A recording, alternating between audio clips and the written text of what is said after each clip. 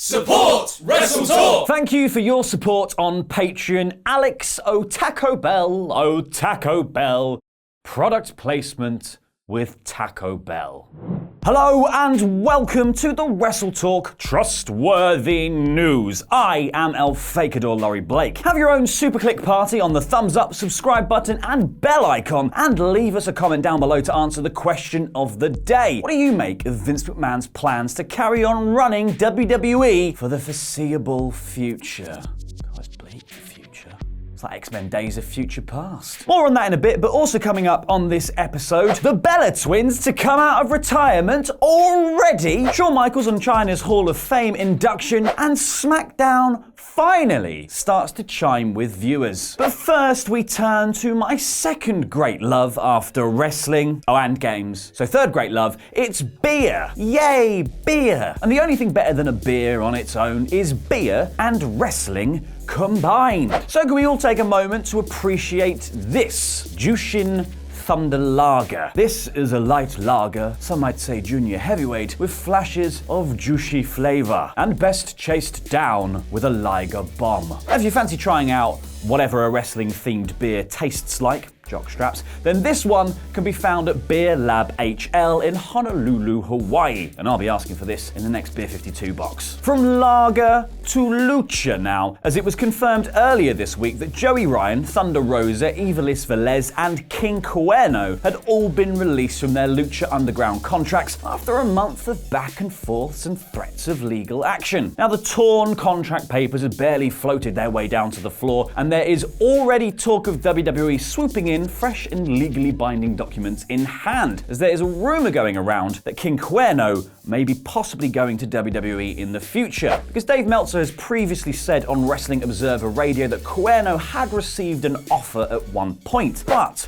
whether or not the company is still interested and if their original offer still stands remains to be seen. He was reportedly offered a spot in the 2016 Cruiserweight Classic, but Lucha Underground and AAA wouldn't allow him to enter. Someone else who has reportedly been held back by contracts is Rob Gronkowski, at least as far as Mojo Rawley is concerned. Now, Gronkowski retired from the NFL last weekend, and Mojo Rawley spoke to TMZ Sports about it, saying the handcuffs are off and Gronk doesn't have the Patriots and the NFL locking you down anymore. You do you, hun. Now, this obviously all adds further fuel to the speculation that WWE are interested in signing Gronkowski. After all, he helped Mojo to win the Andre the Giant Memorial Battle Royal at Mania 33 and go on to He didn't. Now, Mojo certainly seems to think that Gronk has a career in WWE ahead of him, saying, "That wouldn't shock me one bit." See, I told you. In the future, I'm sure at some point you'll see him inside a WWE ring in one capacity or another. And Mojo also thinks that WWE would be keen too. I'm absolutely positive they would be pretty receptive to that. A guy that can move the way he can, that has his size, just his overall demeanor and charisma. Yeah.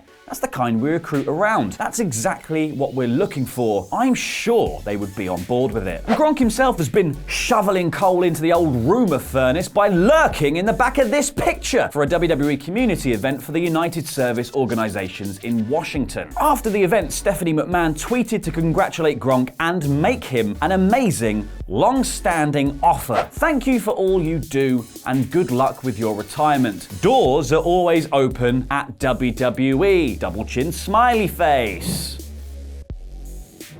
Now, if you thought it was only recently that the Bellas had announced their retirement from in-ring competition, you would be correct. But it turns out that Brie can't even botch a career suicide dive, as the pair are already teasing a comeback. It's almost as if they just say things to pad out a reality TV show. In the wake of their retirements, the twins announced that they will be making Twin Magic FM, aka the Bellas podcast. And on the premiere episode, Nikki and Brie revealed that they would come back to the ring if it meant getting their hands on the women's tag team titles. Hopefully, the division changed the locks on the locker room while they've been away. Brie said, "Nicole and I did tell everyone that we are stepping away from the ring," which is true, we are. But we also said that before the WWE Women's Tag Team titles came into place. This is the thing. For years, we were begging for the Women's Tag Team titles. Begging. We never thought it could truly be a reality. The fact that it is now makes it extremely tempting for us to go back and fight for them, because we're really the longest reigning, most authentic tag team. She's kind of got a point. match. Now onto a woman who deserves to be welcomed back into the WWE fold, Chyna. Because along with the rest of the Attitude Era lineup of DX, Shawn Michaels, Triple H, X-Pac and the New Age Outlaws, Chyna is set to be inducted into the WWE Hall of Fame next weekend. Now obviously this has led to many asking why she isn't being inducted on her own, or why she hadn't been inducted when she was still alive. And the obvious reason is that some of her more un-PC post-WWE pursuits don't exactly chime with the kid-friendly era that the company is currently in. But there's also a tumultuous relationship with Triple H and the McMahon family to consider.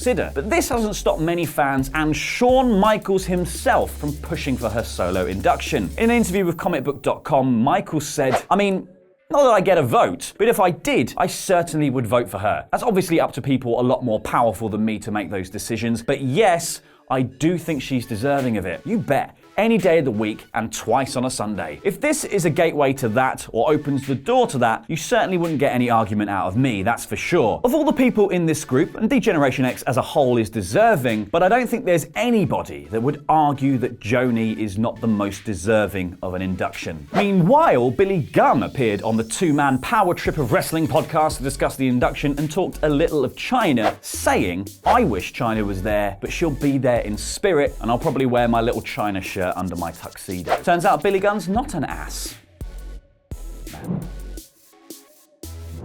This week in Smackdown land, Kofi Kingston wasn't the only thing rising to the top, so were the ratings. The episode that saw the New Day win the tag team gauntlet to pave the way for Kofi Mania drew 2.393 million viewers, which is up from last week's 2.208 million viewers and the biggest viewership for the show in 2019. Trouble in Paradise no more. These are also the best figures since Smackdown 1000 back on October 16th, which drew 2.545 million viewers. And the last regular edition of Smackdown that drew better was the post-SummerSlam 2018 episode on August 21st, which drew 2.437 million viewers. So this is all positive stuff, and primarily because the show was built around angles that fans actually care about. Kofi, as it has been for the last few weeks, and it's paying off now. But it also featured AJ Styles versus Hall of Famer Kurt Angle on his farewell tour, and some of the build to the Mania main event with Charlotte winning the Smacky D title. Comparatively, over on Raw, where God knows what's going on, Monday's episode drew 2.589 million viewers, which is down from last week's 2.695 million viewers, and the fifth lowest audience for the show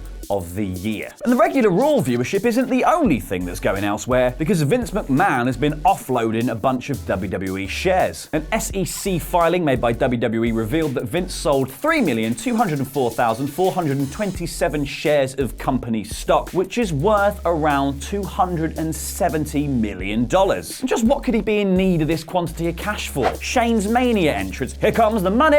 and all the bills rain down from the sky. It's the XFL.